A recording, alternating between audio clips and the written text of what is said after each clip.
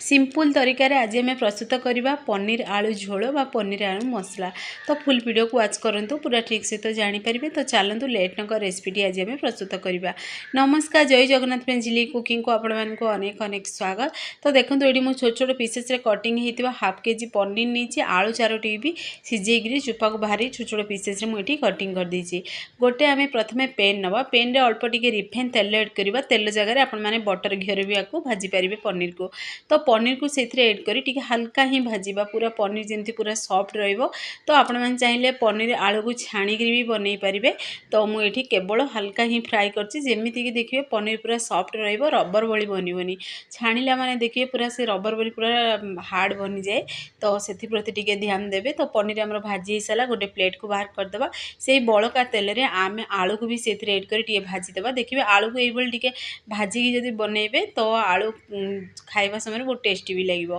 तो आपण मैंने छाणी भी बनई पारे। तो आलू भजा हो सारे आम साइड रखीदे। गोटे पुणी थे गोटे करी नवा, करी अल्प टिके जीरा नवा, पुणी तेजपत्र गोटा मसला जहाँ भी पसंद आपण मैंने एड करेंगे। पुणी छोट छोट पीसेस कटिंग होता पियाज एड करदेगी पूरा ब्राउन कलर है पर्यंत पियाज टिके भाजवा। तो देखो पियाजर परफेक्टली पूरा कलर भी आसीगला। तो यही समय अदा रसुण पेस्ट दबा 2 चामच एड करी से गिना को क्लीन करी अल्प टिके पानी देदेबा। अदा रसुण को टिके आमे भल से टिके कषिदेबा जमती अदा रसुण कंचा स्मेल चलीज। तो ये देखो गुंड मसला हलदी गुंड, लंका गुंड, जीरा पाउडर, धनिया पाउडर एड करवा।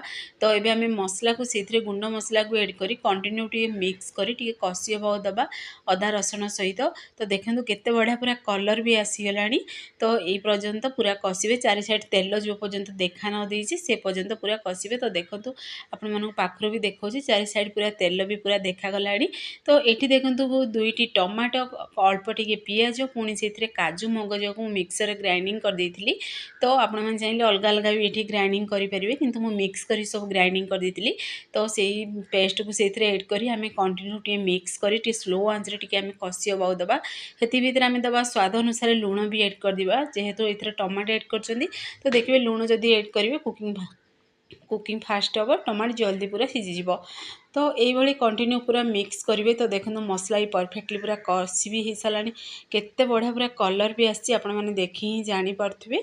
तो ये आम चलतु आलू को से एड करी आलू भी पुणी थर टिके मिक्स करी आलू से कषि हवा देवा जमती आलू पूरा तेल मसला को पूरा एब्जर्व कर से पर्यंत टिके कषिबा।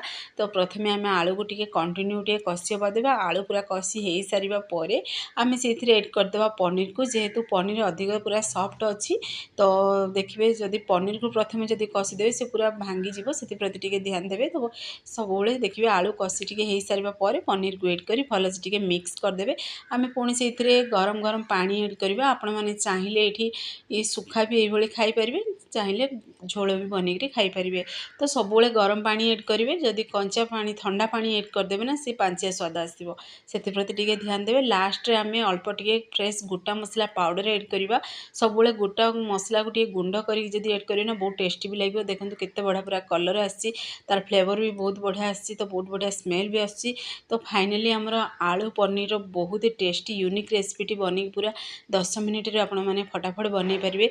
तो आउ टिके आम स्वाद को बढ़ाई आम कोयलार फ्लेवर दबा, जलुवा कोयलार अल्प टिके तेल बा घी से एड कर संगे संगे ढक्कन को पूरा बंद करदे 2 ରୁ 3 मिनिट।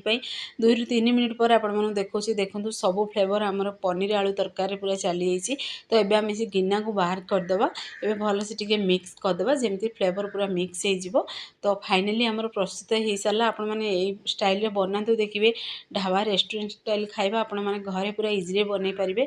तो ये चलतु गोटे बाउल को बाहर करी आपण मानक देखई दूसरी केते बढ़िया बनी पनीर आलू मसला।